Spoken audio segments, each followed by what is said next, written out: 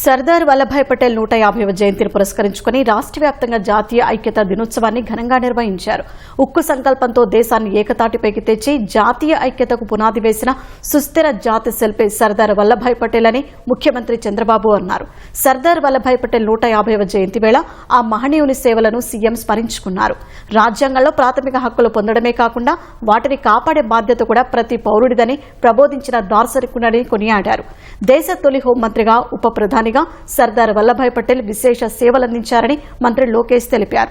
విజయవాడలోని ఇందిరాగాంధీ మైదానం నుంచి బెంజి సర్కిల్ వరకు ఏక్తా పరుగు నిర్వహించారు. ఎంపీ కేశినేని శివనాథ్, బీజేపీ రాష్ట్ర అధ్యక్షుడు మాధవ్ ర్యాలీని ప్రారంభించారు. స్వదేశీ వస్తువులే వాడాలంటూ ప్రతిజ్ఞ చేశారు. గుంటూరులో కలెక్టరేట్ నుంచి మహిళా కళాశాల వరకు నిర్వహించిన ఐక్యతా ర్యాలీలో మంత్రి సత్యకుమార్, ఎమ్మెల్యేలు గల్లా మాధవి, నసీర్ అహ్మద్ పాల్గొన్నారు.